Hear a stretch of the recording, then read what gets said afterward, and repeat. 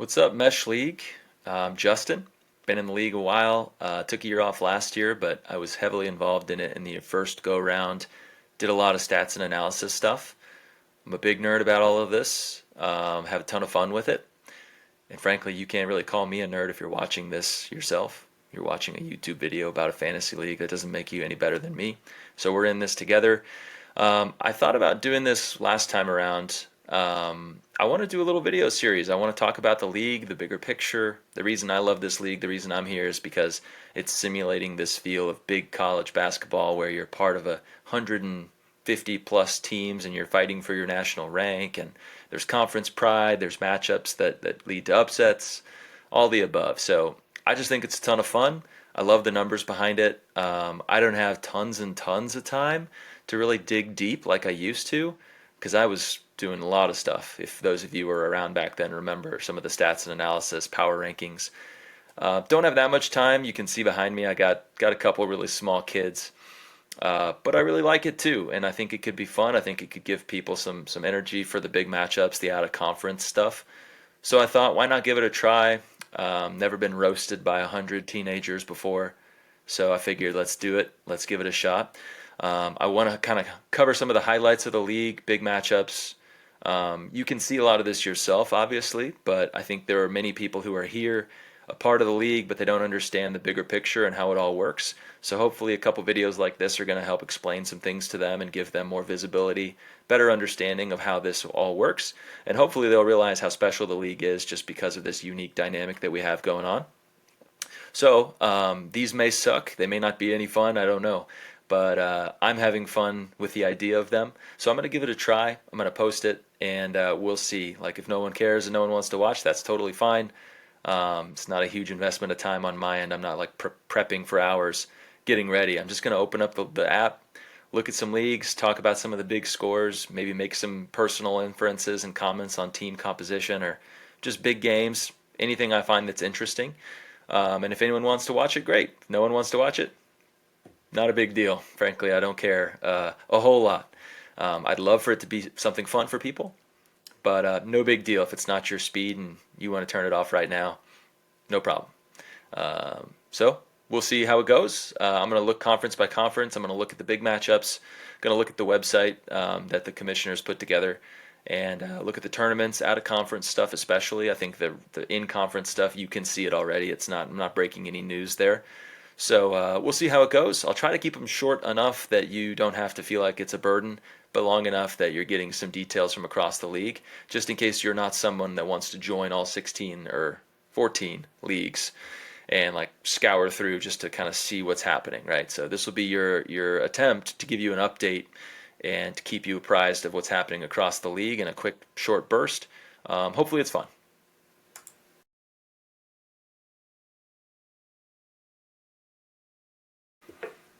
Let me start by saying that if you don't know how the league works, maybe I should have started with that, but this is a multi-conference league. There's 14 conferences, 10 power conferences, 4 mid-major conferences, and you're all part of this larger ecosystem where your rank ties in with all the other conferences, right? So here's a look at the ACC, which is where we're going to start, and you're going to see that there's ranks listed for each team here on the left. So starting as high as number 3 with Virginia, with Hakob. I'm going to butcher a lot of names in this process, so I'm sorry. You're just going to have to bear with me. And then going all the way down to 151 with Boston College, Nikki Maz, who I think I've played with before. Oh, and if I was also TCU in the original. I didn't say like what team I was. I was TCU. I had quite a bit of success, but those days are gone. Now I'm just scrambling to try to make something of a mid-major team. But yeah, sorry, I got sidetracked. So in this conference, the ACC, you'll see there's ranks ranging from 3 to 151. There are 10 conferences of 12 each, so that's 120 teams. And then there are 4 conferences of 16 each. That's 160, or that's 64 teams. That means we have 184 teams as a part of the mesh. So you are going to be ranked anywhere from 1 to 184 every week. I really like this view just because it allows you to see everyone's rank in the entire universe, not just in the conference and not just the top 25. So in the ACC, we've got a couple really strong players. Virginia and North Carolina, Lightning, also know you. Shout out to Lightning. Three teams that are 3-0. If you're 3-0, we've only gone through 2 weeks. That means that you won your first week, and then you've also won your second week, and you've won your out of conference tournament game in week 2. So while you're playing your regular schedule in conference, you're also playing out of conference tournaments. Those tournaments are posted to the website. If you don't know what the website is, then you really need to ask someone who does in your conference. That's the site that you're looking at right now. This is the conference page. I am going to go through really briefly and look at some of the tournament brackets later too as part of this video. You'll see what I'm talking about. So you've got 4 teams that are 3-0, still alive in their tournaments for sure. A couple teams just outside the top 25 in Florida State, Georgia Tech, North Carolina as well. Hot and ready pizza, man. Former Xavier great. Fun to see some of the old names that I've been missing out on for the last year. See Tactic down there too. A lot of people I recognize here. So there isn't anything I really want to break down conference by conference, just going to show you the standings, just so this is your mini update. I will say that 918 points through 2 weeks. That means we're pushing 460 a week. That's pretty incredible. So Hakkub used to be Wisconsin, assuming we're talking about the same guy. Always super talented there, so no surprise. Yeah, we'll just move on really quick, kind of touch each one of these conferences like this.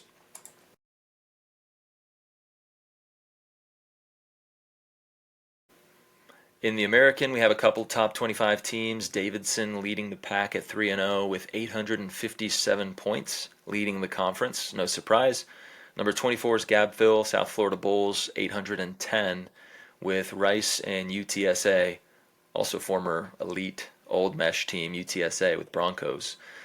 You guys are right there in terms of points. There's a pretty big gap between that and the next group, so I'm trying to look and see anybody else I recognize. Not really. Connor Draftsome, I think I remember.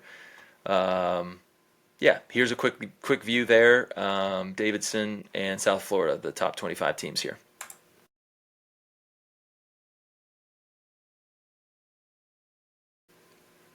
We have one top 25 team in the Big Ten. That's Iowa, 869 points, so we're scoring 435 a week. That's a great pace.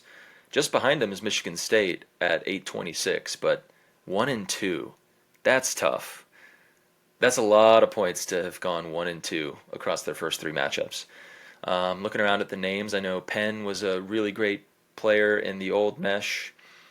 Will Stevens down there, I'm very familiar with. Shout out to Will. Yeah, not a lot going on here.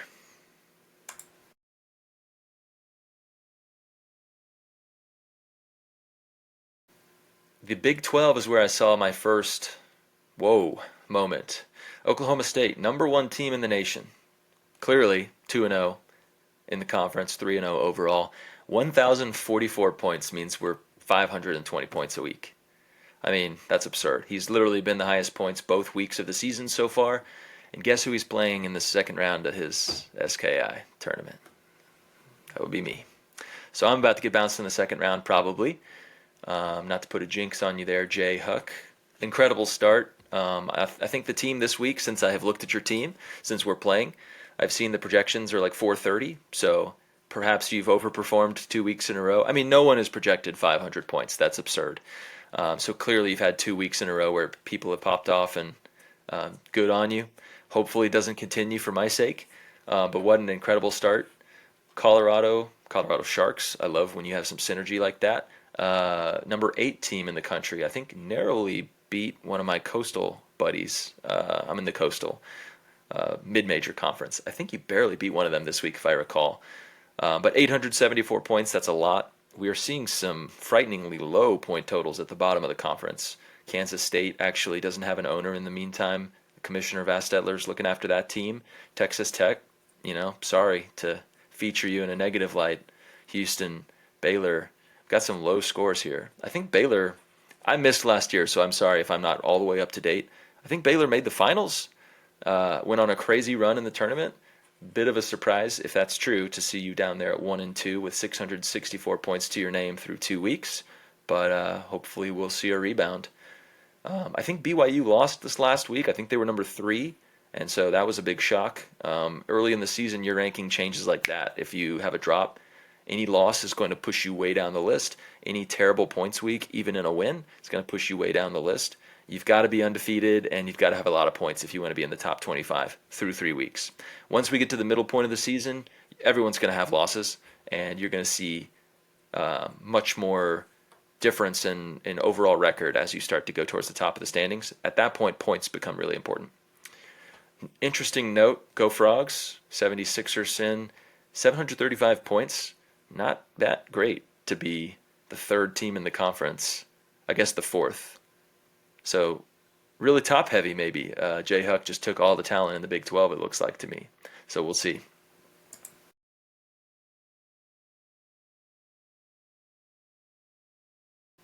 The Big East has two top six teams, so that's pretty impressive. Seton Hall, Vault Gang, and Providence. Sean 1017, I guess is how you say it. I remember Sean won our bracket challenge when we did a March Madness bracket for this fantasy league. I'm telling you, we did a lot of nerdy stuff in the old league. 886 points and 862 points, so we're talking 430, 440 a week. That's a great start. Scaro 31, last year's champion, and I mean, he very nearly won the whole thing in the old mesh as well with Loyola. Great owner. And I see Boko too. I remember from Montana was great. Young Windexer, Hershey. A lot of people I know in this conference. That's fun. Yeah, really only a couple teams that are off to a hot start. Everyone else is considerably less than 400 a week. So I guess it's just evenly balanced teams. That's probably what that means. Doesn't appear like we have a runaway favorite yet. Even though number 4 and number 6 are in the conference, they aren't so far ahead that it looks like it's already over or anything like that.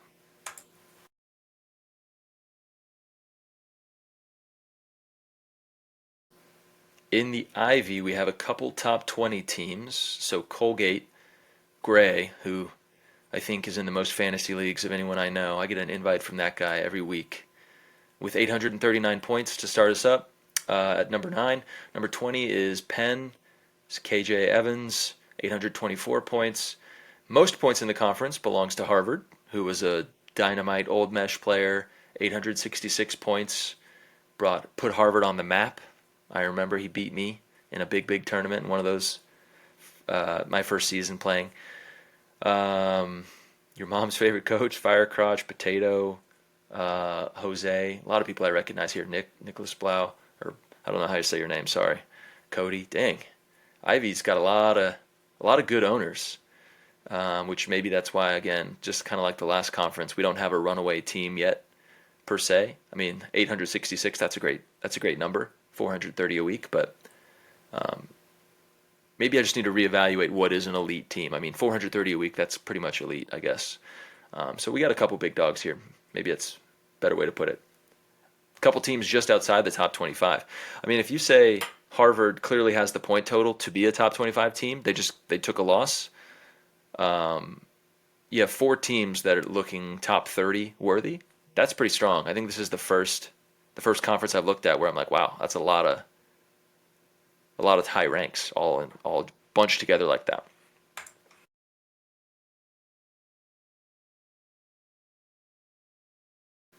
In the MAC, we have 3 top 25 teams: Kent State, Ball State, and Bowling Green. But there are 5 teams that are over 400 points a week through 2 weeks. One of them over 450, which is Kent State. That's why he's top 5. That's a lot of points. I guess sorry, Central Michigan, but you're 487 points. Oklahoma State has literally beaten you each week he's played. Not a good look. Maybe that's, anytime you have points really high on the top end, that means usually there's someone really low on the bottom end. That kind of explains it a little bit.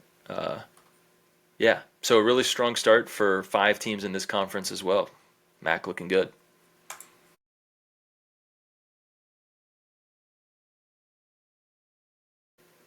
Mountain West has a couple top 25 teams. Mamba's Disciples from Pepperdine, 850.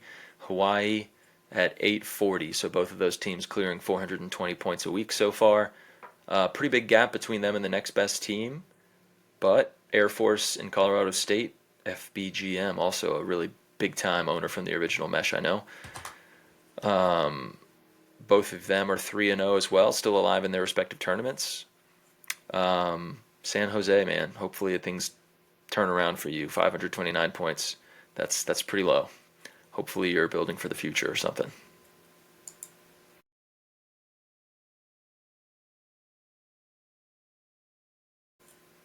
The SEC has a couple top 15 teams. So Flash, who dominated the Old Mesh pretty much the whole time, if I believe. Not surprised to see you at the top of the standings with Andy Hensley, who also was a super good team in the SEC back then. In fact, it looks like damn near half the SEC or more stayed together, which I respect. That's fun. Old rivalries kind of making it through. That's fun to see. But yeah, Andy Hensley and Flash are at the top of the class. South Carolina, Big Strings, formerly Detroit, I think. 800 points, also off to a good start, and then a couple people in the upper 700s. I bet this is going to be a really competitive conference because there's a lot of names I recognize from the old league that are high quality.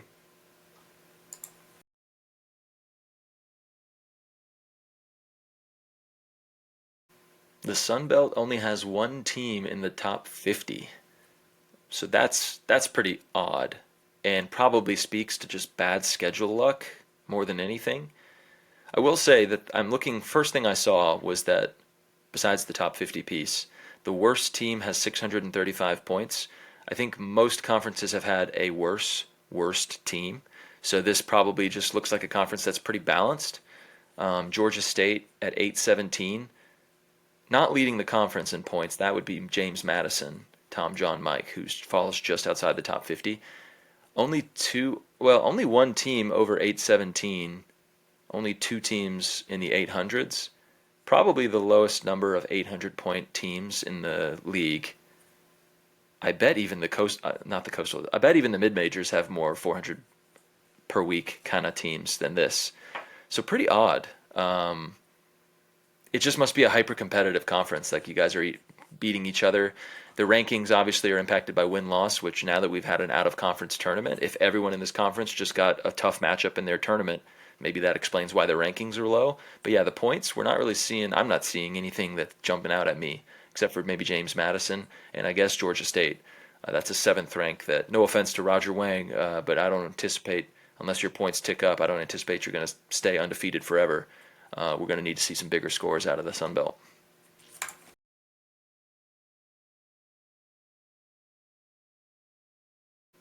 All right, now we're into the mid majors. So starting with the Coastal, that's where I am, and our commissioner, Fastetler. I wonder if I'm saying that right. You know how many times I've thought that word, Fastetler? I'm assuming I'm saying that right. Well, he's the best in our conference so far. He's probably cheating or something. Number 10 seed, Stonehill Skyhawks. Number 14, William and Mary Tribe. So you notice at the bottom here, one, there's more teams, right? So I explained it previously, but these mid-major conferences, they have 16 teams. Having heard that straight from the commissioner, we're supposed to be simulating kind of big school and little school. The big schools, the power conferences, they're going to have better recruits. They're going to be more powerful on an annual basis. There's a disadvantage to being in a mid-major. I think it's a cool feature just because having a relegation mechanic is going to be important, I think, because it'll just keep people honest. It'll keep people engaged. Unless you want to lose all the work you've been doing to kind of make your team what it is, you're going to get relegated if you don't pay any attention, basically. And that's good because frankly, we want the power conferences to be where the action is. The mid-majors are for people who are just gluttons for punishment or like seeing low scores. Maybe they love the league mates or whatever. Maybe you prefer 16 to 12 in terms of your league size. But like generally speaking, all the teams that you see here are trying to win and promote to the power conferences where you have a much better shot at legitimately being ranked in the top whatever, right? It's much harder in a 16-person league to have a high point total. But you know what? Funny, I say that, right? We just looked at that last conference that only had two people scored in the 800s. Here in the Coastal, we have three. So pretty odd, I would say. Vastetler at 846.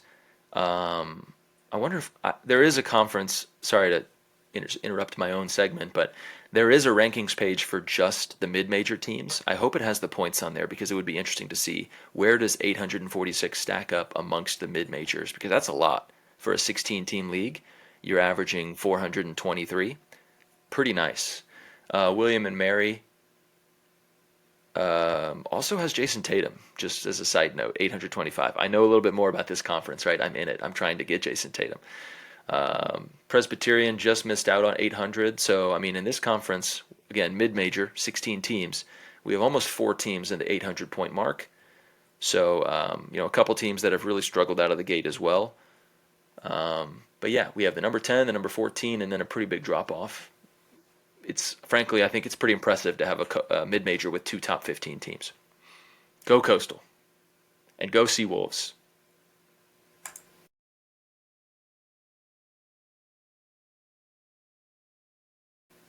So this is probably the most fun thing about the league so far. Little Liberty Flame, the Liberty Flames, little mid-major team, number two in the rankings for the entire league. 913 points means that they're clearing 455 points a week through 2 weeks. So Fuji or Fugi, whatever it is, sorry, very impressive. I'm pretty pumped to see a mid-major team at number two. And after I beat OK State, you'll be number one. Don't worry, I got it. Number 22 also in there, Western Kentucky, 787 points. Obviously, that's not elite when we're looking at these power conferences, but pretty good for the mid-majors. UTEP used to play with you in the Big 12 back in the old league, 802 points. Nice start. Looking around, nothing else really jumps out at me. You see a lot of teams in the 500s. That means that they're not even getting 300 a week. Pretty rough. But frankly, if you're at all choosing to play for the future, drafting young, oh, Wayland, I didn't see you in there too. Shout out to Wayland, my old rival in the Big 12. If you're building for the future at all, drafting young at all in a mid-major, your point total is just not going to look good. So that's why you're seeing so many of these ranks in the hundreds, the low hundreds. That's just going to be how it is when you are a mid-major.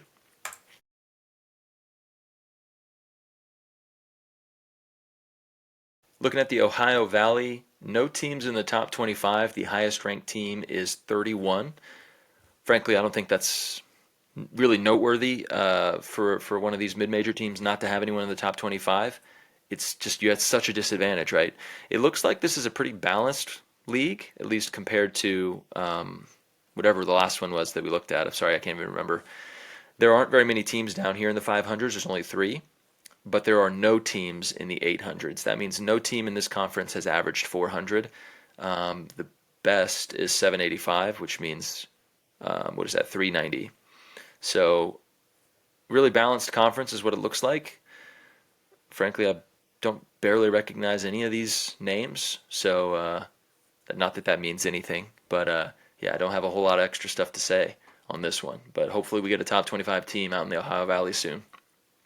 Two teams are 3-0, so we have three teams rather. Bradley, SIU. I don't even know what SIU is. Southern Indiana. My apologies to Joe Ace. And Belmont. They're 3-0, so we know that they're still alive, at least in their tournaments. So hopefully we have some Ohio Valley magic, and one of those can make a run to the title game of that SKI tournament.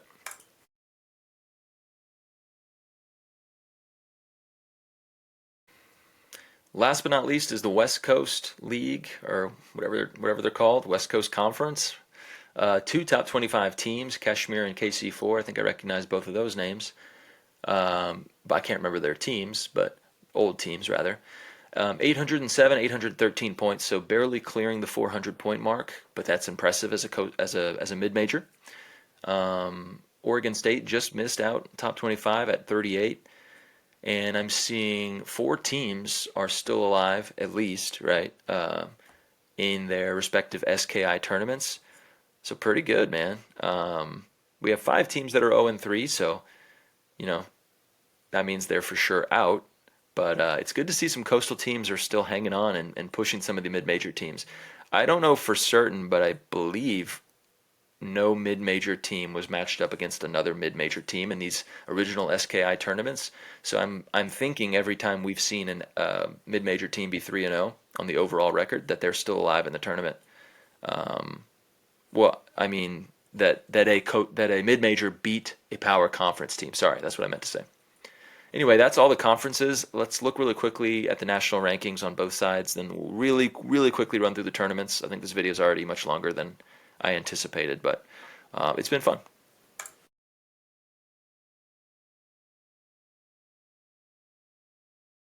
So here's a look at the overall top 25 standings, blown it way up so that you can see a little better. Oklahoma State, as I mentioned, at 1,044 points, just has blown away the rest of the league. There isn't another team that's over 913, it looks like. 918, excuse me. So, I mean, he's over 125 points better than second. Absolutely insane. Again, hopefully that comes to an end this week as he plays me in the second round of his SKI. Liberty, I love that we're seeing a mid-major team ranked that high. I believe that's what that color means. So if you were touching 900 points right now, you're like a top five kind of school. So that's your barometer for kind of where you should measure yourself. If you were anywhere in the upper half of 800s, you're probably 3-0, and you're probably a top 25 team, maybe top 10. So yeah, a lot of these scores up here in the upper 800s. So if you want to be top 25, there's your measuring stick in the early part of the season. You need to be scoring 400, 425 points a week, and you need to win.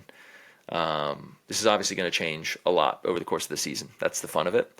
But this is our look right now. I already went over each team, so I'm not going to like stop and literally name them off one by 1 to 25 or anything. But you can see here there's 1, 2, 3, 4, 5, 6 mid-major teams a part of the top 25. It'll be fun to see if that's kind of where we average out, or if over the course of the season all the mid-majors just get pushed out because of how much harder it is to succeed in a 16-team league. Let's look also just specifically at the mid-major power rankings. Again, this is all from the website which Vastetler's put together. If you are a mid-major, getting just upper 700s, low 800s appears to be enough to be putting you on the map to be like a top 25 team. Yeah, there aren't that many 800-point teams. So here's one. That's me. We got 2, 3, 4, 5, only 6. Wow, it's a big difference between those power conferences and the mid majors. So only 6 of us have gotten into the 800s. It looks like. So that's your kind of measuring stick. If you want to be a top team in the mid majors, that's your recipe. Upper 700s will probably do you pretty well as well. But I think first and foremost, you got to win your games, right? So here's all of the teams who are 3-0. They're literally ranked 1 through 13. So those are at least 13 teams that are alive in their conference tournaments. Perhaps some of these 2-1 teams also took a loss in conference, which means that they're out of conference matchup. They could have also won that one. That's I think the last thing I want to cover is let's look at the actual events. Hadn't thought about the best way to present this or anything, but I think all we can really do is just blow this thing way up and just scroll. So it's going to be a little messy. Bear with me. There's a lot of brackets, so I don't know, frankly, if I want to go through all of them. I think it would be fun to highlight anytime we have like a couple seeded teams in the same group. So we've got number 14 and number 18 here. Number 14 is coming from the mid-major, Leo Rapoli, and Iowa is that, I think, that lone team in the Big Ten that was ranked in the top 25. Jake Matt.